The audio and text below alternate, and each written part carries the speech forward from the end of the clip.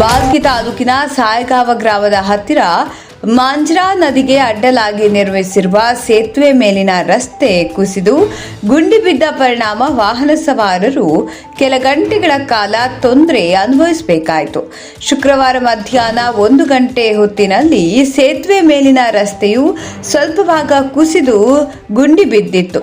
ತಕ್ಷಣ ಸ್ಥಳಕ್ಕಾಗಮಿಸಿದ ಲೋಕೋಪಯೋಗಿ ಇಲಾಖೆ ಅಧಿಕಾರಿಗಳು ಮುಂಜಾಗ್ರತಾ ಕ್ರಮವಾಗಿ ಗುಂಡಿ ಬಿದ್ದಿದ್ದ ಜಾಗದಲ್ಲಿ ಕಲ್ಲುಗಳು, ಮರಳು ತುಂಬಿದ ಚೀಲಗಳನ್ನು ಅಳವಡಿಸಿ ವಾಹನ ಸಂಚಾರಕ್ಕೆ ಅಡ್ಡಿಯಾಗದಂತೆ ತಾತ್ಕಾಲಿಕ ಕ್ರಮ ಕೈಗೊಂಡರು. 2016ನೇ ಸಾಲಿನಲ್ಲಿ ಮಾಂಜ್ರಾ ನದಿಗೆ ಅಡ್ಡಲಾಗಿ ಸೇತುವೆ ನಿರ್ಮಿಸಿದ್ದು, ಈ ರಸ್ತೆ ತಾಲೂಕಿಗೆ ಸಂಪರ್ಕಿಸುವ ಮುಖ್ಯ ರಸ್ತೆಯಾದ್ರಿಂದ ನಿತ್ಯವೂ ಸಾವಿರಾರು ವಾಹನಗಳು ಇಲ್ಲಿ ಸಂಚರಿಸುತ್ತವೆ. ಈ ನಡುವೆ ರಸ್ತೆ ದುರಸ್ತಿ ಕಾಮಗಾರಿ ಮಾಡಲು ಹೆಚ್ಚಿನ ಸಮಯ ತೆಗೆದುಕೊಂಡಿದ್ದರಿಂದ ಕೆಲ ಗಂಟೆಗಳ ಕಾಲ ವಾಹನ ಸವಾರರು ತೊಂದರೆ ಅನುಭವಿಸಬೇಕಾಯಿತು. ತಕ್ಷಣ ಅಧಿಕಾರಿಗಳು ಬಂದು ರಸ್ತೆಯನ್ನು ತಾತ್ಕಾಲಿಕವಾಗಿ ದುರಸ್ತಿ ಮಾಡಿ ಸಾರ್ವಜನಿಕರಿಗೆ ಸಂಚಾರ ಮಾಡುವಲ್ಲಿ ಅನುವು ಮಾಡಿಕೊಟ್ಟಿದ್ದಾರೆ ಎಂದು ಹೇಳಿದರು.